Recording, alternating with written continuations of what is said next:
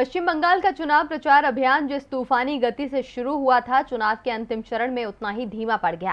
महामारी ने राजनीतिक दलों को चुनाव प्रचार अभियान बंद करने के लिए मजबूर कर दिया। अभी मतदान का आखिरी चरण बाकी है। अंतिम चरण के प्रचार में बड़ी रैलियों और रोड शो पर चुनाव आयोग ने पहले ही रोक लगा दी थी। 26 अप्रैल की शाम से तो प्रचार पूरी तरह से थम चुका था। प्रचार पर रोक लगी तो नेताओं ने इसका दूसरा रास्ता तलाश लिया। तो क्या है ये नया रास्ता, आइए देखते हैं इस खबर में।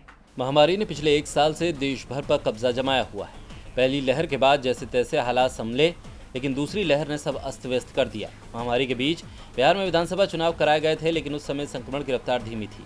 लेकिन 5 राज्यों के विधानसभा चुनाव के दौरान संक्रमण की रफ्तार अचानक बेहद तेज हो गई। संक्रमण की तेज रफ्तार के बीच असम, तमिलनाडु, केरल और पुडुचेरी में मतदान हो चुका है, जबकि पश्चिम बंगाल में अंतिम चरण की वोटिंग 29 अप्रैल को होगी। इसके लिए प्रचार 26 अप्रैल की शाम को ही थम चुका है। चुनाव आयोग ने 72 घंटे पहले ही चुनाव प्रचार रोकने का ऐलान किया था।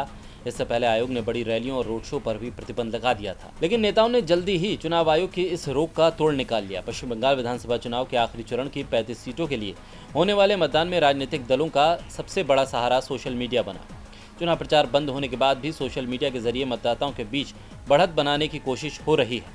हालांकि इस बीच राज्य में संक्रमण के मामले 16,000 प्रतिदिन तक पहुंचने के बाद अब इसका असर भी मतदान पर पड़ सकता है। बीजेपी और तृणमूल कांग्रेस संक्रमण को लेकर एक दूसरे पर आरोप लगा रहे हैं। पश्चिम बंगाल के बाकी मतदान के लिए राजनीतिक दलों के पास अब सोशल मीडिया ही जनता तक पहुंचने का सबसे बड़ा सहारा बचा है। इसके जरिए ही सत्ता पक्ष और विपक्ष एक दूसरे पर आरोप प्रत्यारोप का खेल खेल रहे हैं। चुनाव के आखिरी दौर में सबसे बड़ा मुद्दा महामारी है, जिस पर जमकर राजनीति हो रही है। तृणमूल कांग्रेस का कहना है कि भारतीय जनता पार्टी ने अपने लाभ के लिए जानबूझकर चुनाव को इतना लंबा खींचा और जब संक्रमण बढ़ा तब भी उसने मतदान के दौर कम नहीं करने दिए। दूसरी तरफ भारतीय जनता पार्टी संक्रमण के लिए राज्य सरकार की व्यवस्थाओं की नाकामी करार दे रही है। इस बीच दोनों ही दल चुनाव के बाद मुफ्त टीकाकरण जैसे वादे भी कर रहे हैं।